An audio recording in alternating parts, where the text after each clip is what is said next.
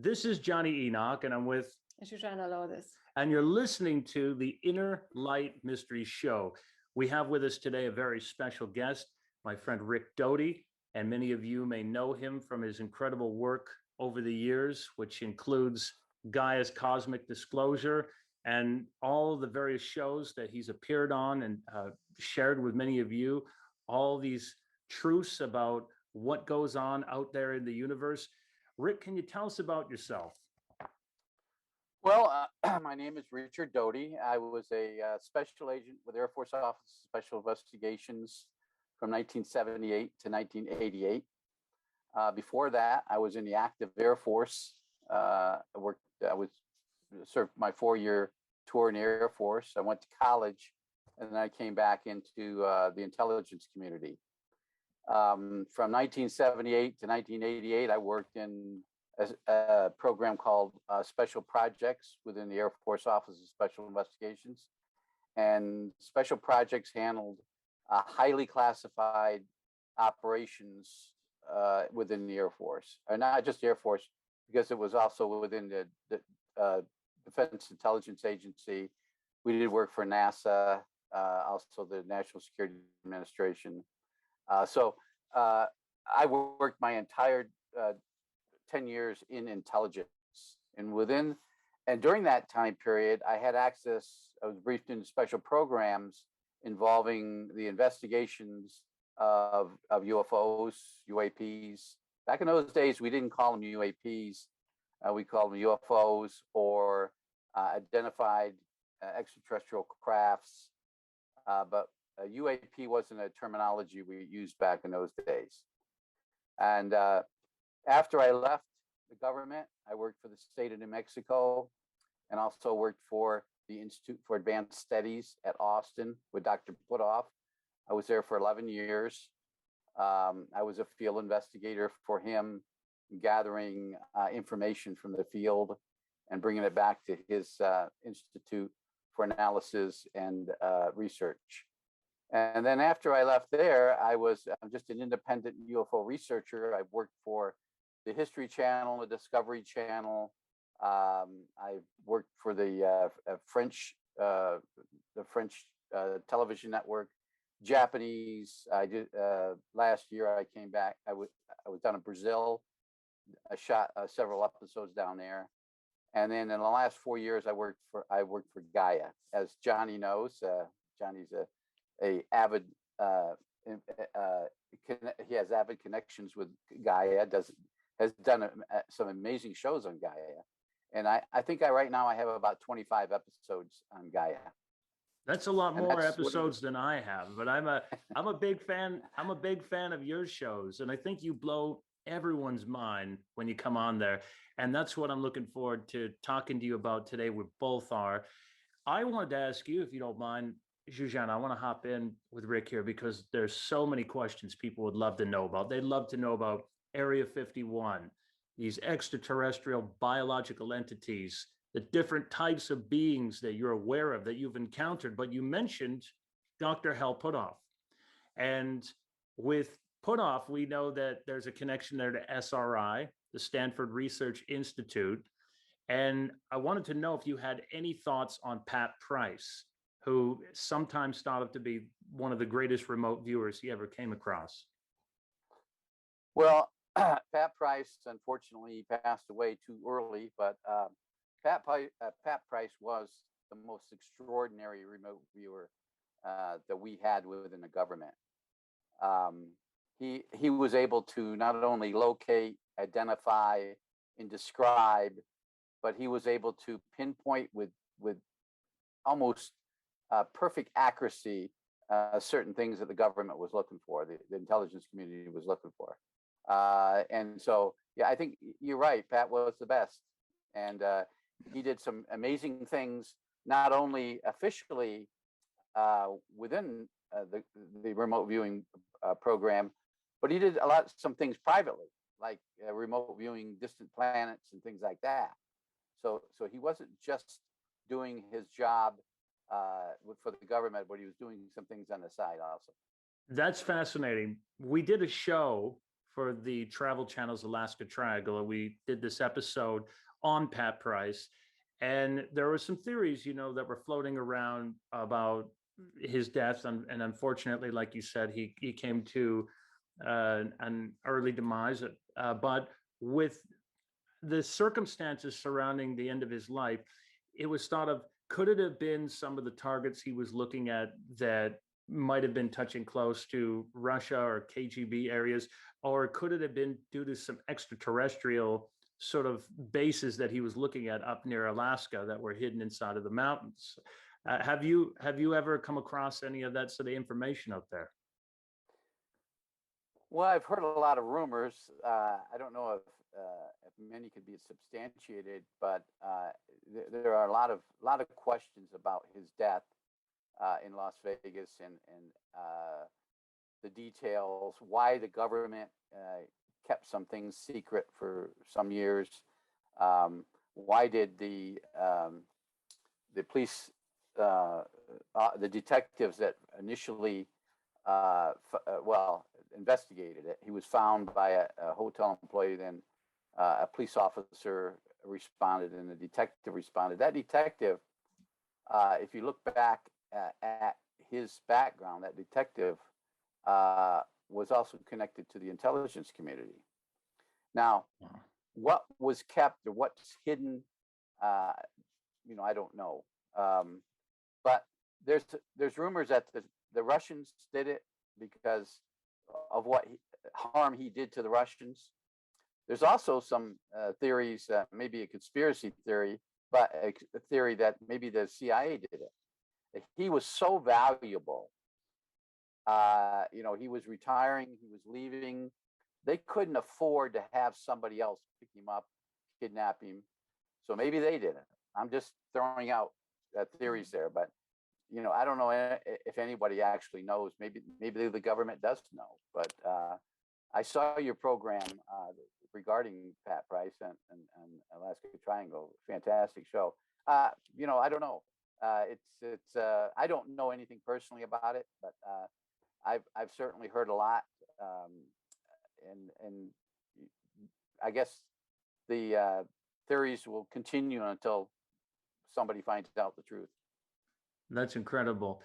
And the favorite episodes we have on Cosmic Disclosure are the ones that you're on. When we tune into them, we go, hey, you were saying, hey, it's Rick, he's on there. So I wanted to ask you then, getting into the alien stuff, the extraterrestrials.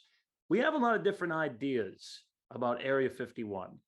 And I want to run some of these ideas by you, and maybe you can confirm or come close to confirming, as close as you can.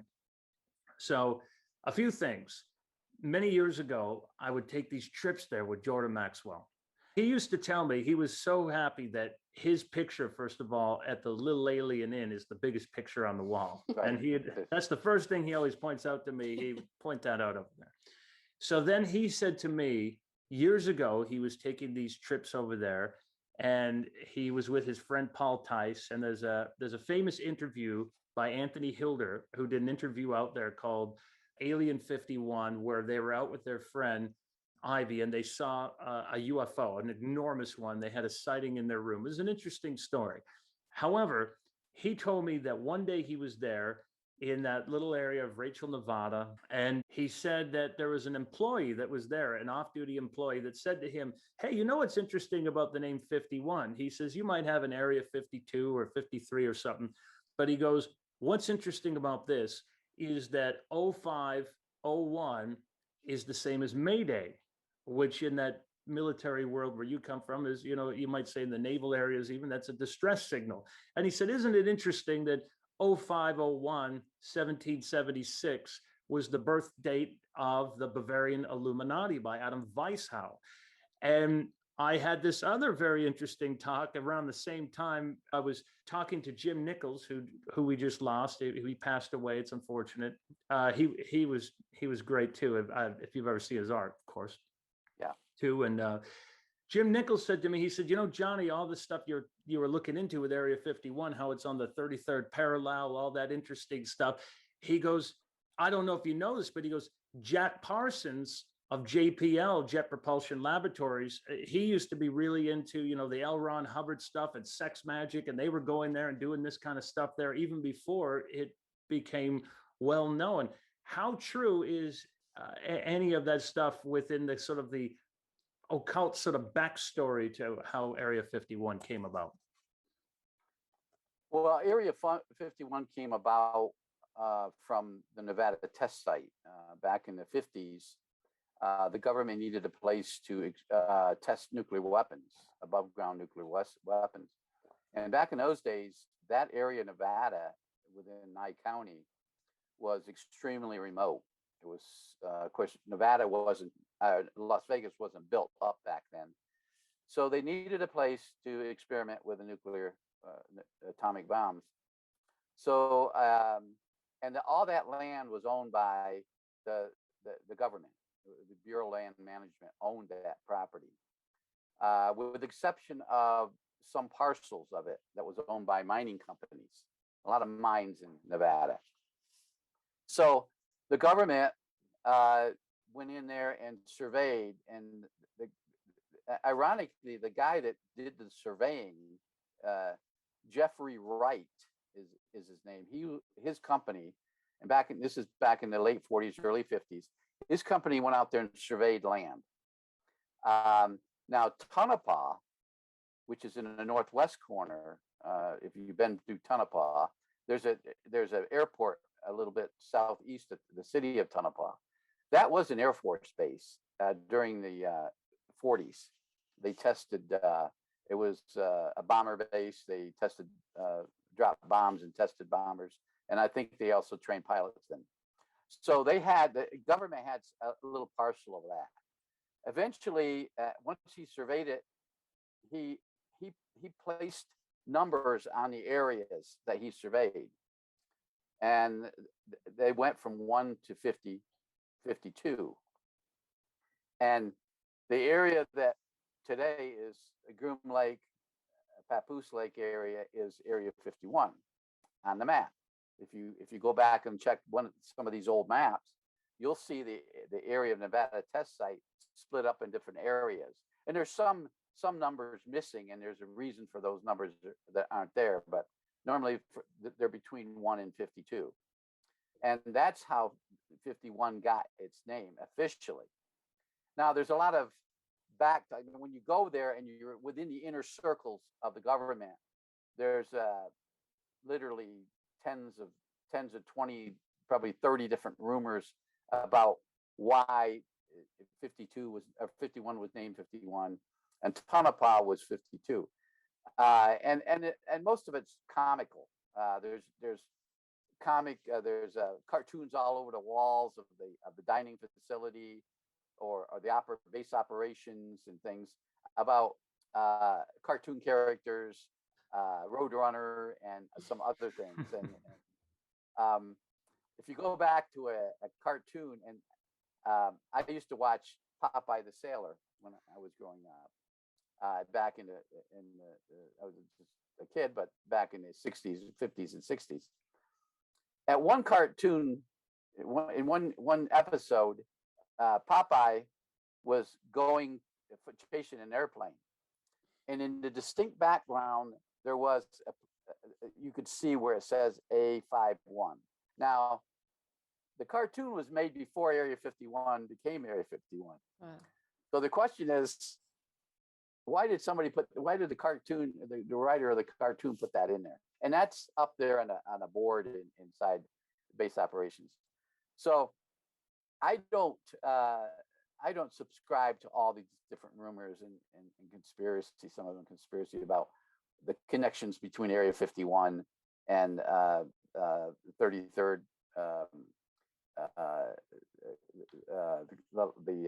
latitude, 33rd latitude, or some of these other rumors about how it got its name and why it became Area 51. I mean, you could do an entire show about that. But the official when Groom Lake became an Air Force test site was officially in 1953. and it went by a number of names then during that time period.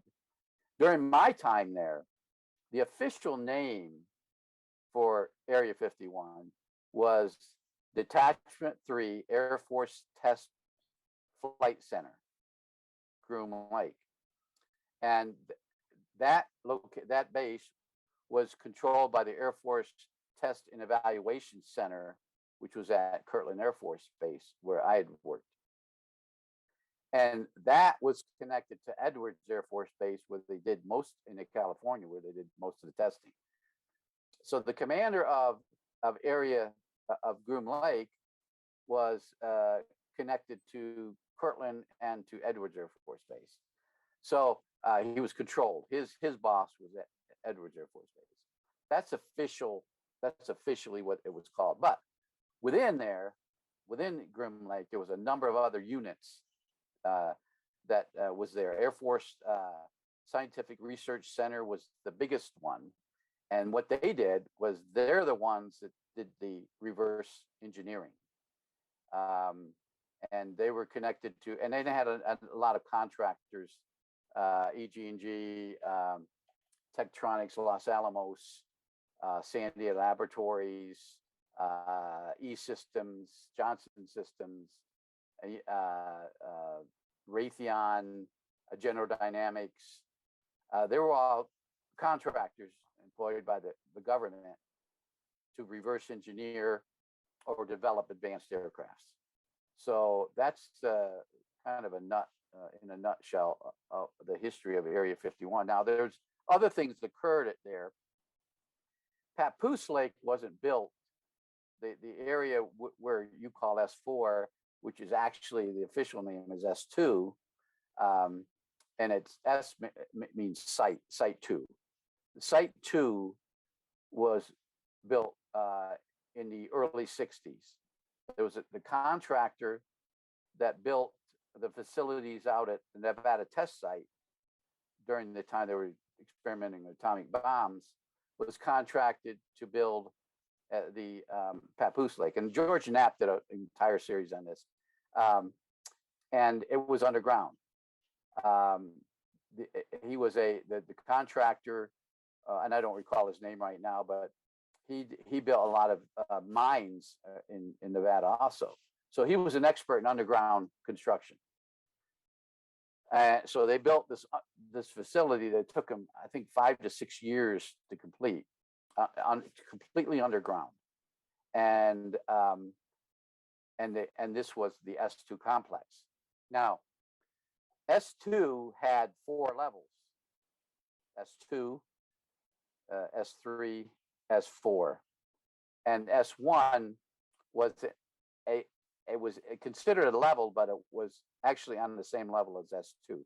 You had S1, which was an administrative control point to get down to the other levels. S4, which is where Lazar worked and taught. He talks about that as 4. And so when he did the show with George Knapp, everybody considers, that the area was called S4. S4 was the 4th level. That's where he worked. I never had access to that area. I only had access to S1 and S2. And S1 and, like I said, S2 are in the same level, so we just call it S2. So that's Papoose Lake. Now, in the 90s, the government built a tunnel from Groom Lake to Papoose Lake, 18 miles, entirely underground. Everything is underground. So no more, you don't have to drive out to Papoose Lake and go through a series of avoidance systems to get inside the S2 complex. You can leave and drive underground on electric cars the 18 miles to Papoose Lake. So the satellite photographs that have been shown I guess a few years ago of the entrance. That entrance, the outside entrance, isn't used anymore. It's all done underground. That brings me to another question with you, and Sure. that was great, by the way, very informative. The thing I was going to ask you is that Jordan Maxwell also used to tell me when we would go there, he'd say, "Yeah, it's great. You know, you come here at the Little Alien Inn, they have great pie and coffee." But he said, once you walk across the road, he'd say, walk across the road and go put your ear up to a telephone pole. And he said, you're going to hear something very interesting under the ground, this rumbling movement of a sound. And he was implying that there was an electric rail system. And this coincides with what you were saying with the electric cars or the tunnels. However, I've also heard that what people used to refer to as the way of getting in there, they used to say you'd have to hop on an airplane if you came into Las Vegas and you'd fly there. And there was another fellow telling me that they knew a person that was getting dropped off to go to work at Area 51. And interestingly enough, they said that there was a place at the back of the Luxor Hotel where guys were getting dropped off early in the morning with their lunch, and they were going in an underground train system to get there. Do you think there could be any truth to that? Well, John Lear talks about it exclusively. He describes these tunnels from the city of Las Vegas out to Area 51. But if you look at and there's people have done this, some critics. In fact, Phil Klass had written a full paper on this. It would be literally impossible to build something back in those days, early days, underground that distance. There's some hardened bedrock up north, west of Las Vegas that they would have had to go through, and you would almost have to use a nuclear demolition device to break up all that. Now, I don't know. I've heard this rumor, but there is another entrance that only people that work within knows where it's at. And I'm not going to tell you because, I don't want 1,000 people showing up at this place. I know where it's at. We went there. In fact, last November, this past November, some of us went out to the Desert Wildlife Reserve and Sheep Range, which is on the eastern side of Area 51. And we went to this particular location where I knew they didn't know. I didn't tell them what was there, but one of the guys I was with, and we were just in two Jeeps parked. We weren't doing any clandestine snooping around or covert operations. And he goes, "Where the heck's those cars going?" I said, "What do you mean?" He says, "Those cars going around that hill and they disappear." I said, I don't know what you're talking about. And so we drove over there, and it's more camouflaged now than it was 25 years ago. But there is another entrance. That makes a lot of sense. I've also been told that when you go over to the Denver, Colorado airport, and a lot of people see these murals upon the walls, very interestingly enough, there's these big piles of dirt just laying around in all the fields from where they were digging. And I know you know that airport well because, well, you got to go there all the time for filming. So there's the entrance to go underground there. You get into these large train systems, which, of course, I know you've probably visited the place. That it's supposed to be, I'm told, something like 60 miles west of there into the Rockies. There's the default capital of the United States. So if anything goes wrong, this makes sense that it's a perfect place to get into. So we have to go back to Nevada, though. This is the hot spot where all this incredible stuff is happening. And I know you've heard Charles Hall talk before about the Tall Whites and Nellis Air Force Base and the connections near there. The Talls are very interesting. I want to get into so much about the ETs that you knew about and how the ET connection comes into this. But I want to add, before we go further into this, on the show that you were doing with Tim, the tactical advisor from Germany, where the two of you with Emery Smith were having this incredible synchronistic exchange. It was synergistic exchange, should I say. It was amazing to hear, verifying each other's stories. It was almost like magic watching it. He makes a reference that the Talls were a type of gray hybrid. And I'd kind of figured from my conversations with Charles Hall that the Talls were coming here because not only of their gravity and, that they had to come here for a while to kind of stabilize, and there was other reasons for them coming here. I never thought of it until Tim mentioned it. They could be like a gray hybrid because of their eyes and everything coming around Vegas. But I wanted to know if you could really get into why were extraterrestrials brought to Area 51? How many do you know of that have been there, and the conditions they've been in? And does this connect over to the Talls and your experiences?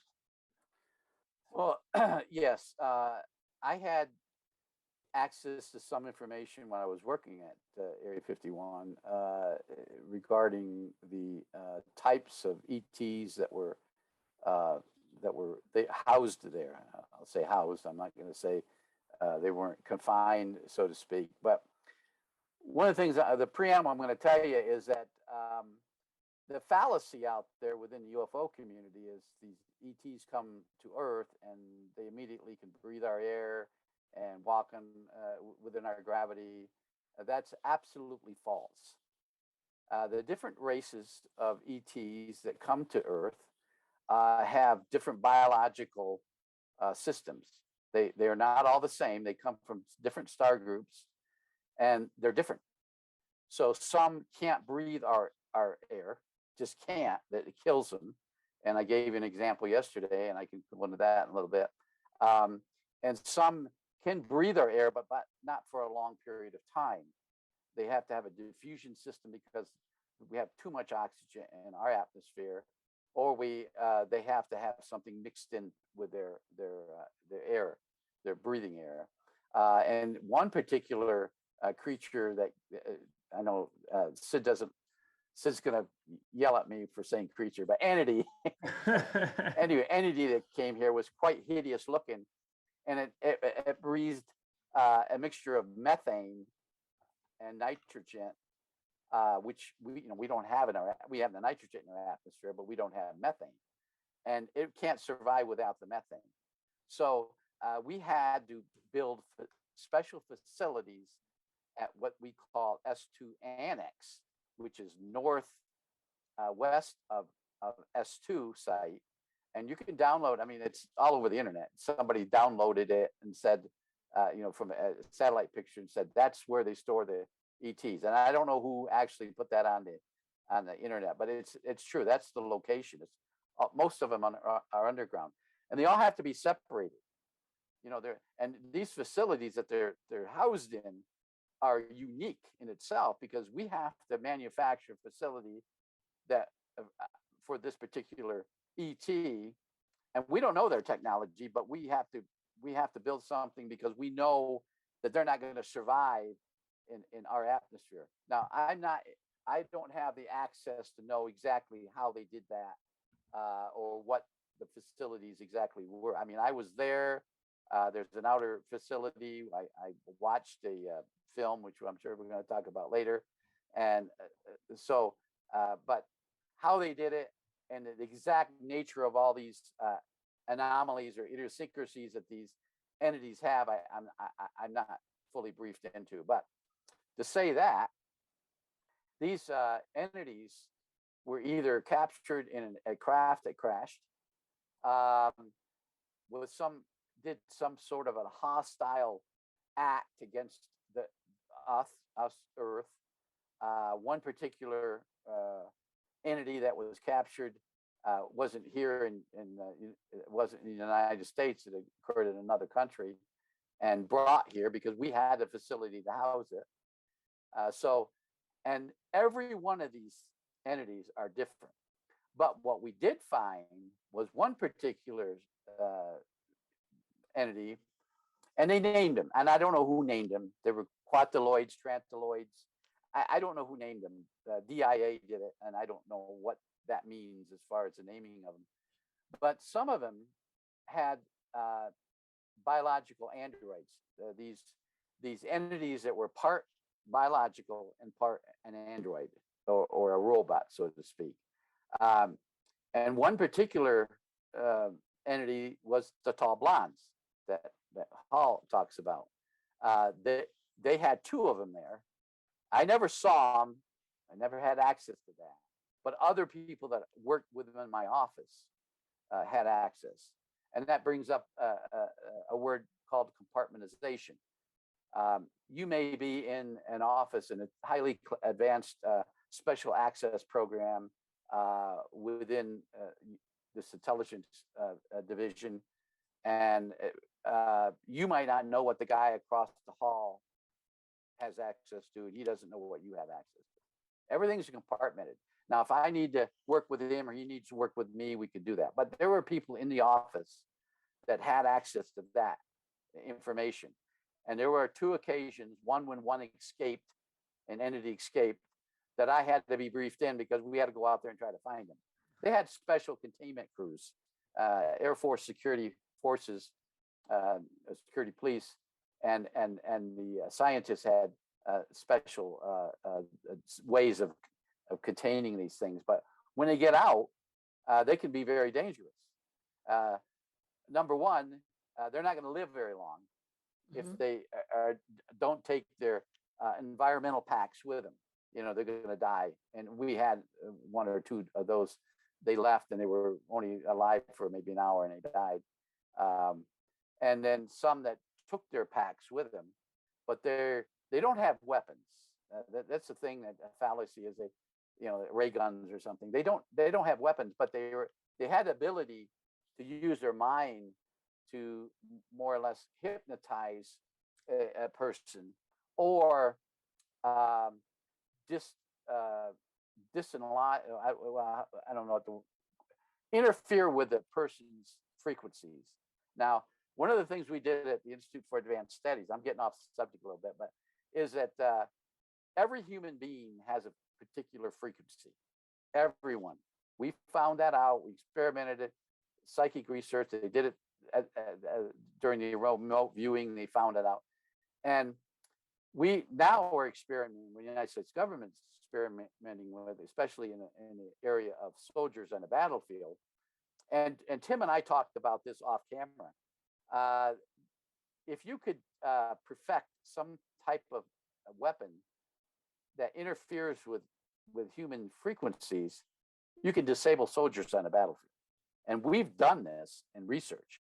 We've done this in experiments. The ETs have manufactured these things because they're probably thousands of years, maybe millions of years ahead of us in technology. So they didn't need a ray gun. They could just they call it a thought assault, where I don't know how they do it, but they can disable, and they did this. So this containment crew, this containment team, had these specialized helmets. And actually you see some of these in some movies. There's specialized helmets that deflect any kind of radio waves, anything.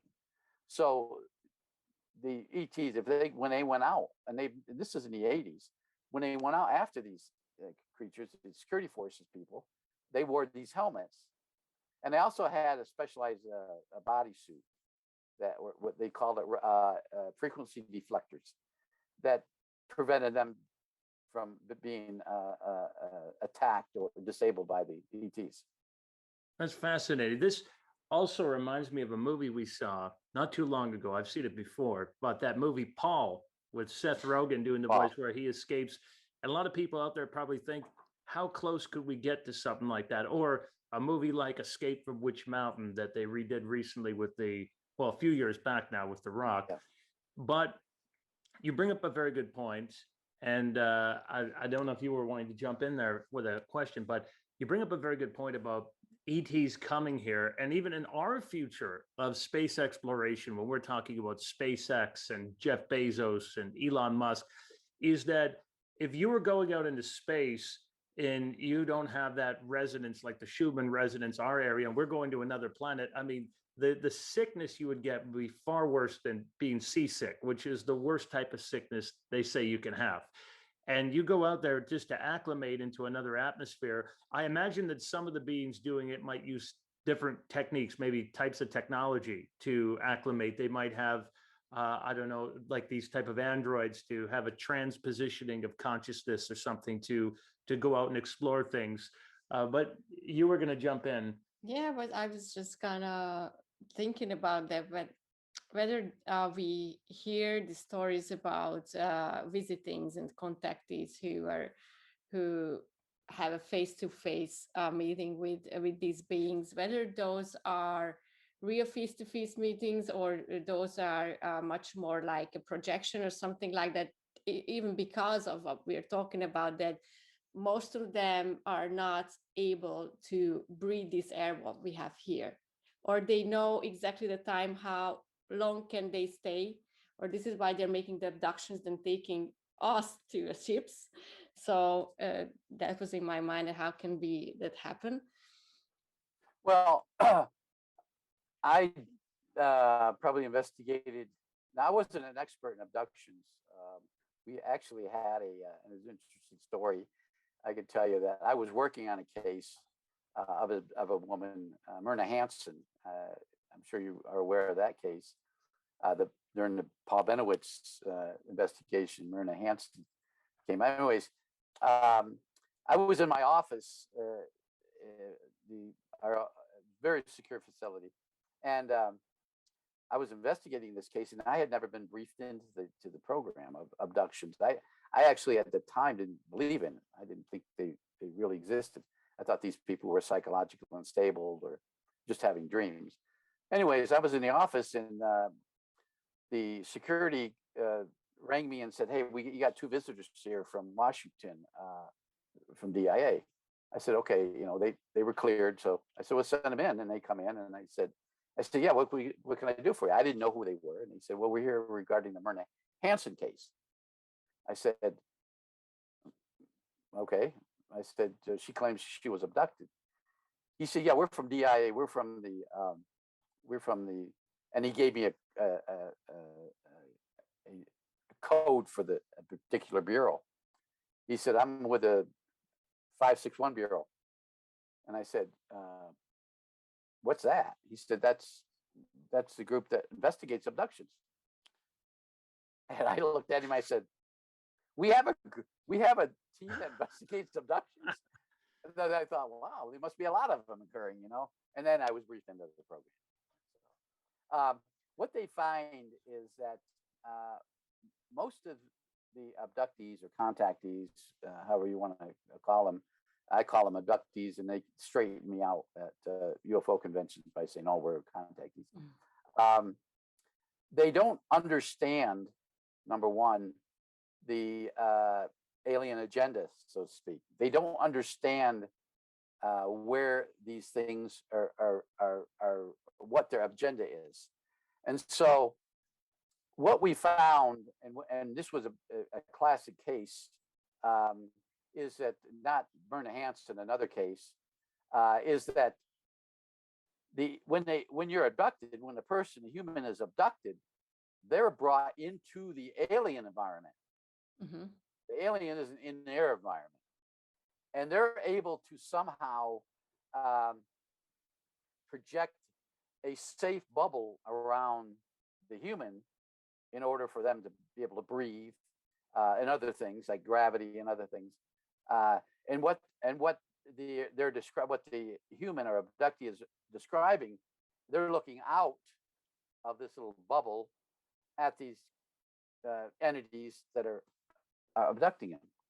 Now, during my time, and I'm not saying that there's only 4 races of ETs that have visited Earth. Now we probably know of 5 dozen or maybe 100. Mm-hmm. But during my time, none of the ETs that we had or we knew came to Earth could speak English. I mean, they were not able to do that unless, like EVA 1, found in the Roswell crash site, they were able to, a very, very, very, very smart ear, nose, and throat doctor, military ear, nose, and throat doctor back in the late 40s, was brought in and said, "Hey, this thing, it can communicate during telepathy, but it can't speak. It tries. Well, they have a language, but it's just beeping sounds, and it's very difficult to understand. And so he did X-rays and put a scope down the throat and said, you know, maybe I could fix something. So he implanted something, and I don't know the medical. I don't know exactly how. Linda Howell had a show. She actually was able to speak to the handler of Eva 1 years ago. But so they did, and he could then speak. He was imitating what we were, and they're thousands of years more advanced. Intelligence are probably 200 plus. So he easily learned our language, and he was able to. It was very difficult. I mean, I heard a tape of his voice. It was very difficult to distinguish words, but you know, it was pretty good. I mean, it was better than nothing. So other than Eva, most of these entities that come here communicate through mind, the mind, mind transfers. They don't call it actually telepathy. They call it mind transfers of thought transfers, because it's just more than telepathy. It's really, images can be passed from the ET to the human. So it's very metamorphic. Right. That's great. That's the great word right there. Metamorphic. Yeah, exactly. And so I don't know. Now, maybe there is an ET on Earth now that could speak English, but I don't know of any. And I still connected with DIA, and I haven't heard anybody say. One thing you got to understand is these entities are coming from millions of years, millions of light years away. They're coming from a different social system, a different planet. Some of the physics that we have here don't work on their planet, and their physics don't work on our planet. That's probably one of the most difficult things for them to adapt to is we have so many things on this planet that can kill them. Viruses, bacteria, and things like that. The atmosphere. One particular, I read a report where this particular, I think it was a quataloid, their atmosphere was pure. The makeup of their air was pure for them. There wasn't any gases or abnormal things in the air. But here on Earth, my God, look at what the pollution we have here on Earth, and the gases and the things that are harmful to us. Imagine what they would be to them. Yeah, well, if you think about it, that even 50,000 years ago, it was more suitable for us. There was, you know, the Earth was smaller. There was less gravity. There was more oxygen. I mean, if we think about if you were trying to bring the dinosaurs back today, you wouldn't be able to do that. But you were going to ask a question. No, no, just I was thinking that they can be mostly biological forms and biological entities. And I was also thinking about when they are here on Earth, we hear stories about the shape shiftings, whether they can change their bodies to a human body. Have you heard about these stories? I've heard it, but I don't know anything firsthand. The only thing I know firsthand is that some of these entities that came here, the reason that they bring the robots, or they make their entity into half biological, half android or robotic, is to adapt to the environment. Or robots that can adapt to anything. And some of them, and now, as I understand right now, some of these, the tall blondes, some of these other entities that are being encountered by humans are purely robotic, but they're so good at what the ETs make them so well that they're a pure artificial intelligence with humanoid features, and it would be difficult for us to distinguish. And remember, these are maybe millions of years ahead of us in technology. Yeah, I would say so. And you know, when they're talking about artificial intelligence, the AI, to get to that level for us, we'd have to take a quantum computer and stick it in one of their heads, and we're a little ways off from that yet. I would say with this also, it's interesting to hear what you guys are talking about. There's one guy I was talking to, and he was involved in some special access programs, and he told me about 30 years ago, he was out in Nevada in an underground facility, and there was a type of technology that was being developed. And he told me these were military grade holograms. And he said they worked on a photonic science. I don't know if you've ever heard anything like this before, but it would move like, what is a photon? 300,000 kilometers a second or something it moves at. And he goes, they would have denser subatomic particles where a woman could walk in the room, hand you a document, shake your hand, and vanish before your eyes. And if they could use that like a vehicle, that might explain some people that have ran into a being, even in our biblical stories. You know, someone says, hey, I was talking to this guy, all of a sudden vanished before my eyes. I want to ask you, if you don't mind, just switching up a little bit, but staying on the subject of the ETs. You mentioned EBA 1.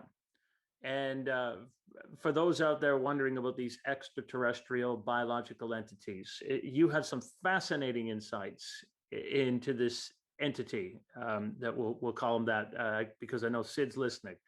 So with him, when they encountered him, did he come from Roswell then in 47 out of that crash?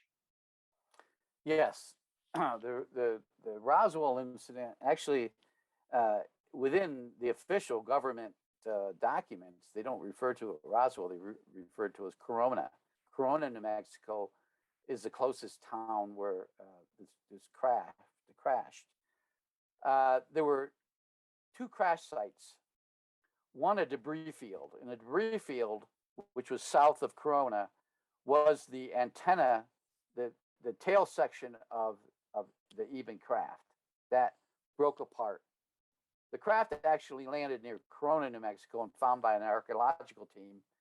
And there were dead ETs and one live one. EBA 1 was a live one.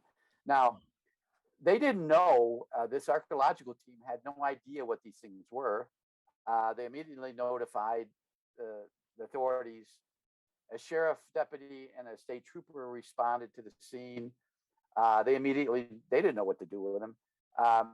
EBA 1 was injured, but he was able to, he had a best description.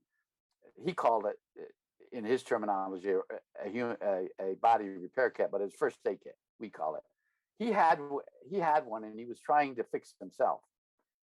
And one member of this archaeological team, who I believe was interviewed years ago by Linda Howell, described what she did to try to help this creature.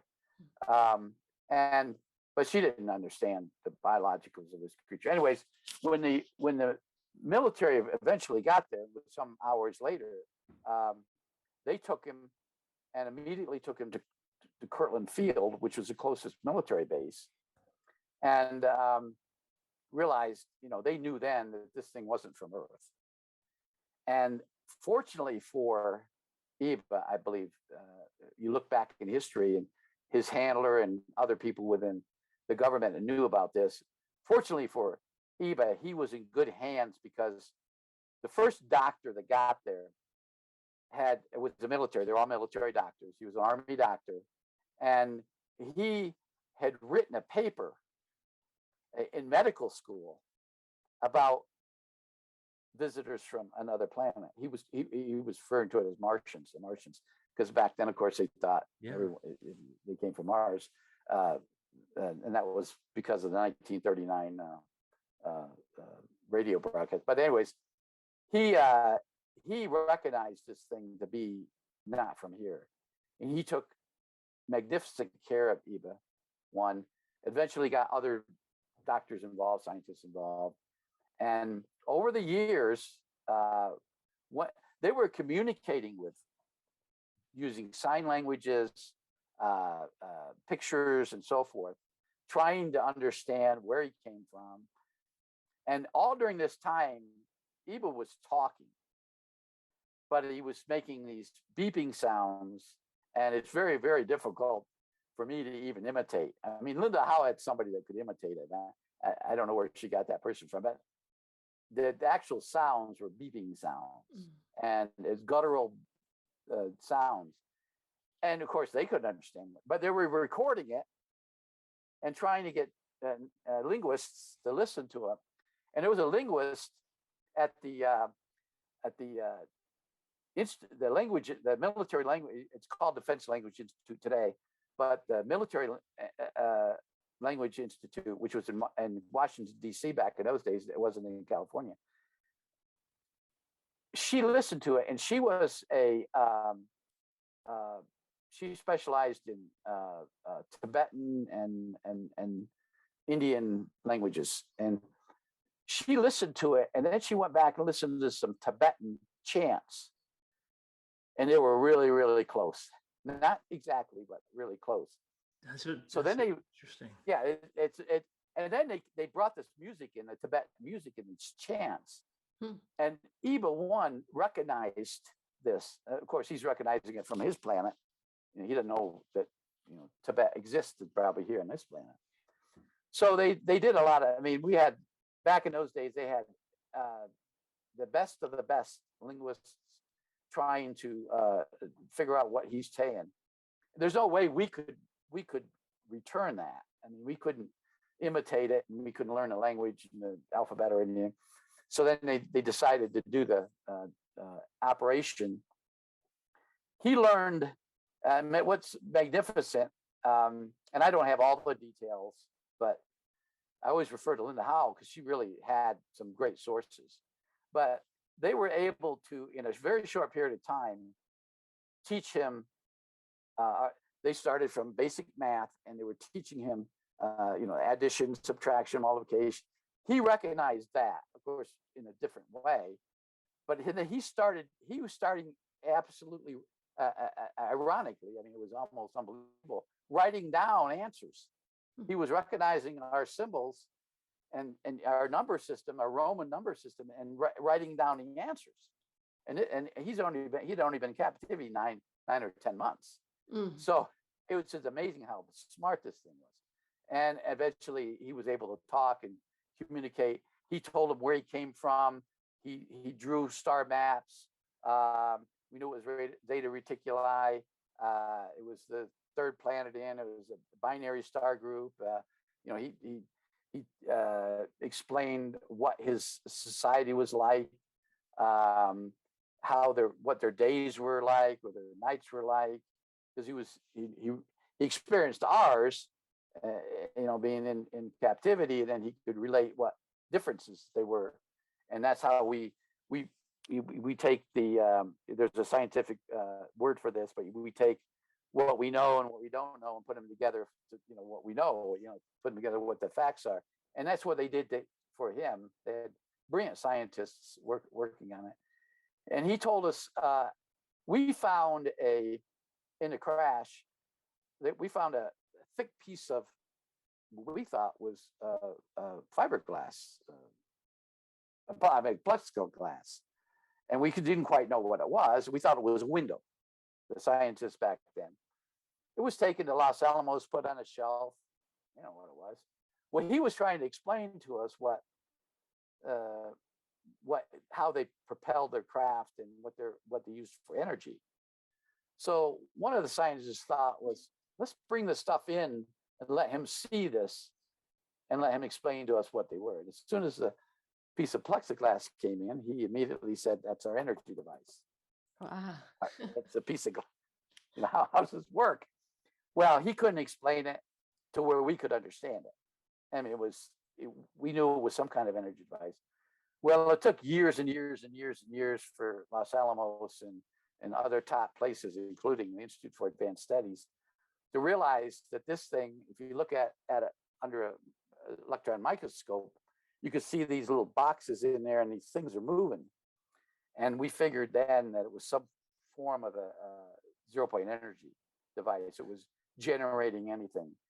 And this device, and there's a number of experiments done where you could, whatever demand was put on there, it generated from a little a 1 watt light bulb to a whole power station.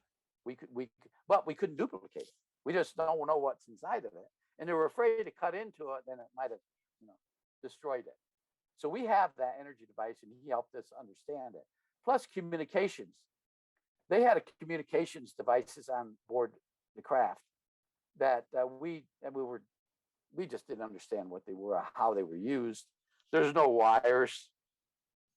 Everything was connected through some other means, and of course wireless. We knew there was wireless radio, but they didn't know wireless like we understand it today. I mean, today or the internet, but they were able to imitate some of that, and I wasn't ever briefed into all of that, but I know we did understand it, and they could actually send a signal that went faster than the speed of light during what some of the scientists saying is a laser booster. They put the signal, and we could do this. We can do it in the lab. Take the signal and hit a laser and boost it. And I don't know exactly how it works. I'm great at math, but not physics, so to speak. So I'm not sure really how that worked. But he told us a plethora of stuff about what he did, how they explored, and he was an explorer, our solar system, and how they got there, and the different solar systems that he had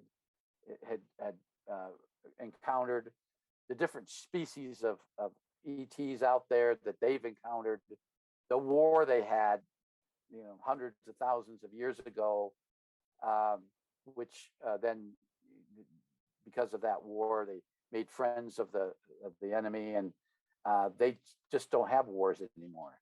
It's all negotiated, and they don't even have they have a somewhat of a army or a police force, so to speak, but they don't need it on their planet. I mean, everybody operates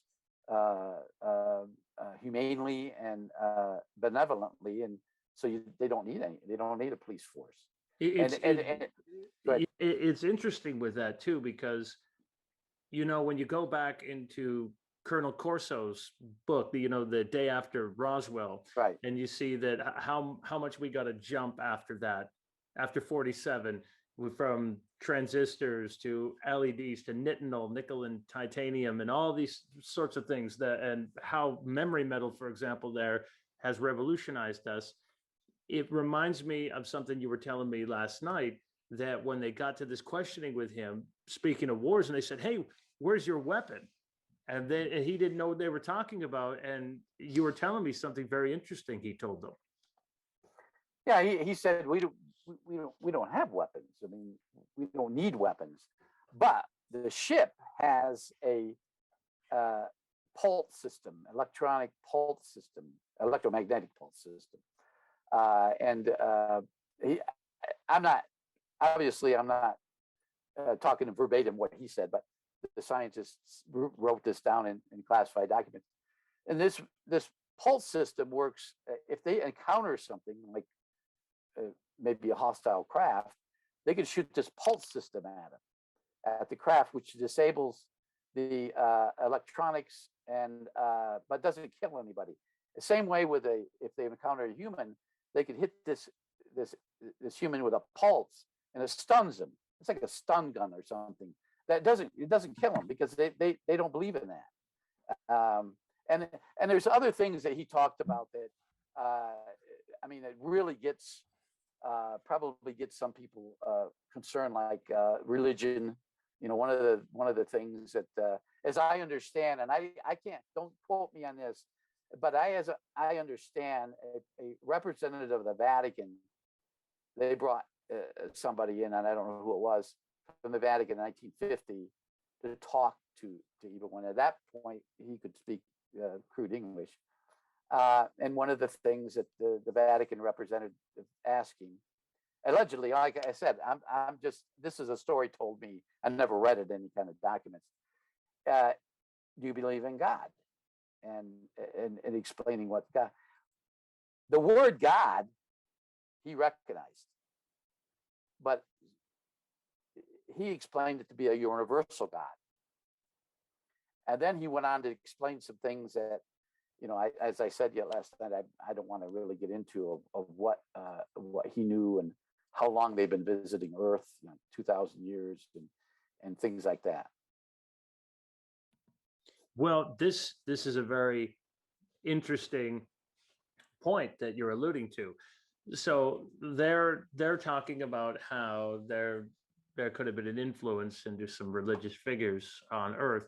And when you were talking about how Evil One was communicating with these sounds that were relatable over to music you'd find in Tibet or India, for example, I personally thought it was interesting that when I was listening to Stuart Hameroff, who is a professor of anesthesiology over at the University of Arizona in Tucson, he's worked with Sir Roger Penrose, and I'm sure you're aware of that work they did on quantum consciousness. Yeah, right. When they're talking about the microtubules and how consciousness sits in the brain with that unique signal that can be triangulated, which I'm sure that there's all sorts of looks at that on quantum communication networks.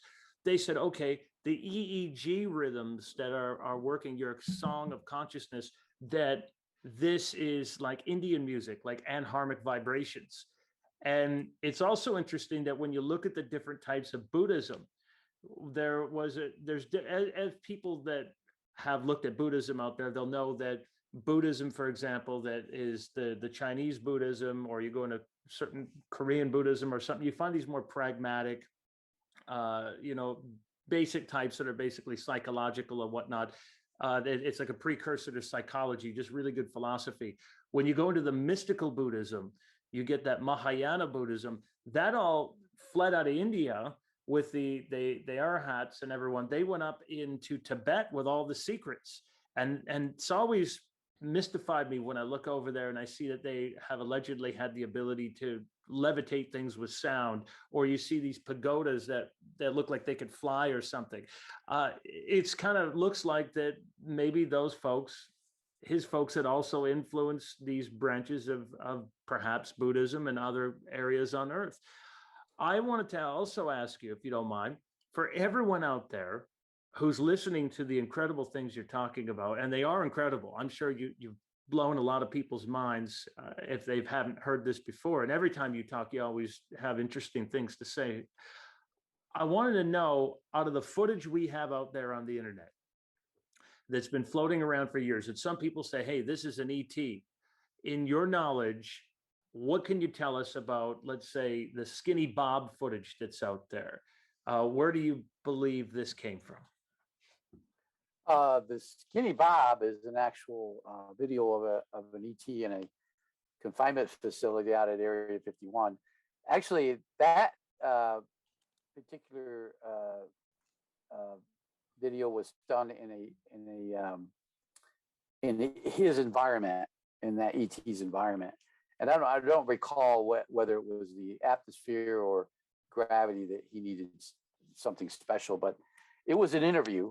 It was an interview, the Skinny Bob. It's an actual ET. Not sure where he came from. And the other one is the Victor video. That's absolutely real. And in the bottom left-hand corner, there's the notation DNI. That's the video is being recorded by the Naval Intelligence, Department of Naval Intelligence, DNI, and what they had was this ET who was in an environment, and they were asking him specific questions, and this ET couldn't speak. He was relating through telepathy, as far as I know, or brain transfer thoughts, and they were asking, the Naval Intelligence people were asking about an underwater incident that happened. Something attacked a submarine or something that I don't recall exactly what it was. And the film that you see, that portion of the film was what the Naval Intelligence was filming. Now, there was a a line of other agencies that were getting ready to go in there. The whole film is like 56 minutes, and you're only seeing a short portion, the naval intelligence portion of it. Somebody smuggled it out, as they did the Skinny Bob. I don't know who did it. I'm sure there was an investigation to figure out who did it, but they're real. I mean, absolutely. Now, if you look at the other, 51 minutes of it, there's different other agencies. You'll see AFIS, Air Force Intelligence Service, on the bottom, and DIA dash, and then XOP or something. So there was other agencies there, and the last one was the CIA, and they were asking him questions, or somebody, however they did that. I mean, I wasn't there, but I know that those are real. I remember Bob Dean was looking at the footage at one point, and he said, "Yeah, that little guy is one of them." And people I've talked to that have had photographs of them and looked at them, he looks just like one of them, and they can identify with him over the years of the same interactions. There is a piece of footage out there that a friend of mine, Colin Wolford, out in England, has been obsessed with for years, researching the alien autopsy footage, and he wants me to ask you, what do you think about this? What have you heard? What do you know about it? Well, let me go back a little bit. In the 80s, we had somebody within Area 51 tried to smuggle out some films, and they were caught. The security, there was a way they could caught them, and we, the Air Force Office of Special Investigations, actually investigated that. I didn't investigate it. I didn't work. Air Force Office of Special Investigations had a criminal investigations branch. I didn't work in that. I worked only in the counterintelligence arena. But they caught this guy, and one of the films that they had was an autopsy film. I didn't see the film, but another agent within the office saw it. And now jump ahead to the 90s, 97 or 96 or 7, or 5, whenever that came out. When I first saw that, I had a number of people within our group. I was working for Dr. Putoff at the time. People jumping out the windows saying, "Hey, they got this film. It's real." So our expert, who was also associated with the Institute for Advanced Studies, was Dr. Christopher Green. And most people know who Dr. Green is. He's been in the UFO, on the UFO scene for years. I worked with Dr. Green in counterespionage when he worked for the CIA. So I knew Dr. Green way, way back. One of the best covert agents, spoke Chinese and Russian. Anyways, everybody within our group went to him and said, "Hey, listen, what's this? Is this real?" And Kate looks at it and he said, "Yeah, looks real. I mean, the procedures are real. I can't say that what those bodies were actual ETs or whether they were suffering from." And he named a few other illnesses that they could be suffering from. But then we had another doctor. I'm not going to name him, but he's pretty profound. He worked for the Armed Forces Institute of Pathology in Washington, D.C., a pretty prestigious place where they did not only pathological research or autopsies on soldiers and that were suffering from strange illnesses or things like that, but they did a lot of research, human research. And he said,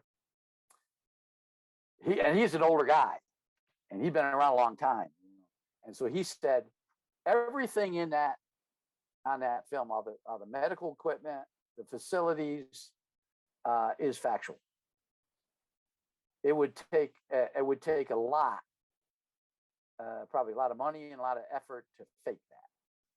Exactly. Now, Exactly. And you would have to ask yourself, out of the different claims of people saying that they have ownership of it and they're saying that they pulled this thing off, just like the Skinny Bob footage, if you were to fake it, which would be very difficult, according to people that I've talked to with Hollywood experience, it doesn't make any sense why someone would put that amount of money, time, and effort just to have something out there for no reason.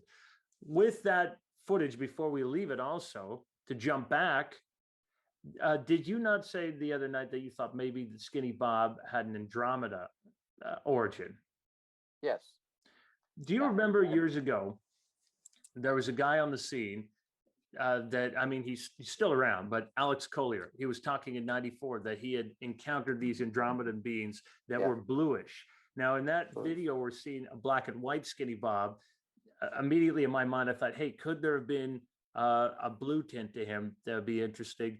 But also, when I was talking about this and the amazing, areas that you've talked about with these beings in videos and pictures, a friend of mine in California, Sean Ray Shell, who's been a contactee all his life, he also said that, in his opinion, what he saw in the Victor footage that you were talking about, that those look like the beings that he's seen his entire life. And he associated them with, he would call them hooties growing up. He'd associate them like hooting like an owl, that there was an owl connection. It was very interesting.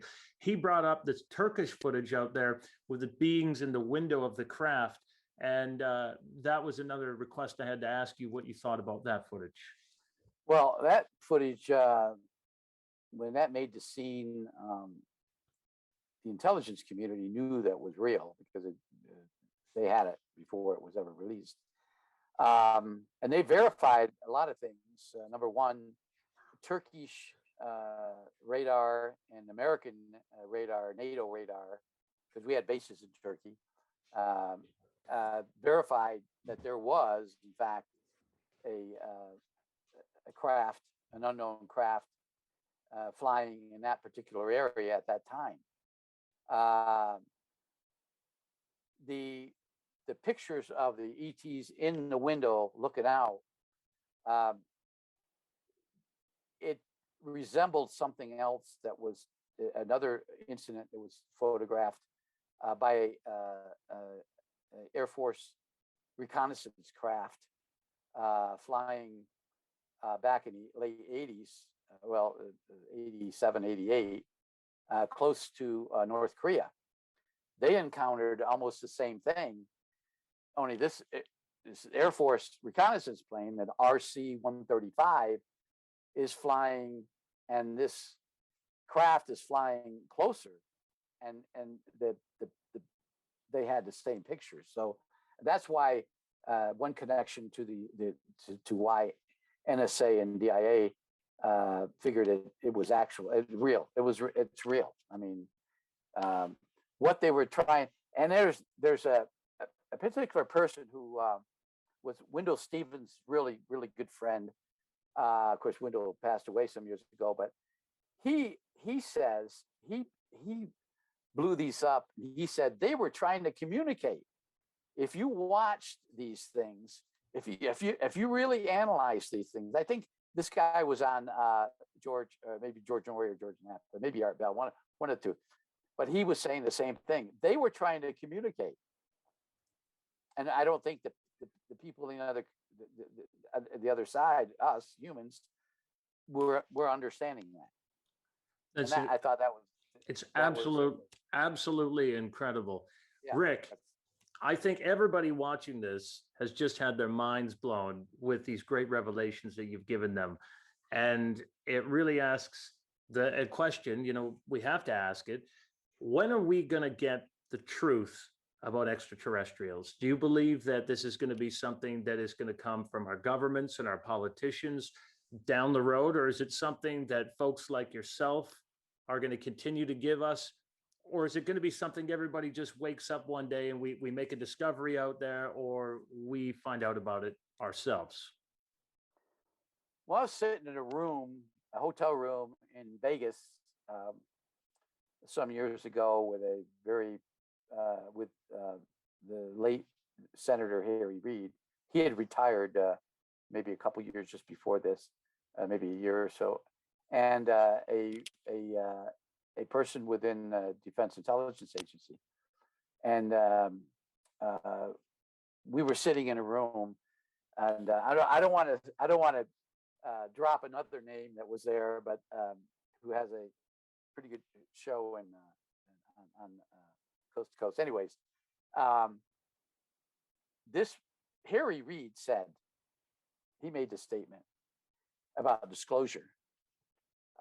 He said, you know, I've seen only a little, and he put his hand up. He said, I've only seen a little bit of it. But out of that little bit that I've seen, only about this much could ever be disclosed. Wow, that's profound. And it just goes to show Very that profound. it absolutely just goes to show that we have quite a bit more to go through until this starts to unravel. I want to thank you so much for coming on today and talking to us and sharing everything and doing all that you do. I also have to ask you, how can people find your work? Well, I used to have a website, but it was hacked twice, and you know how that goes. They can email me.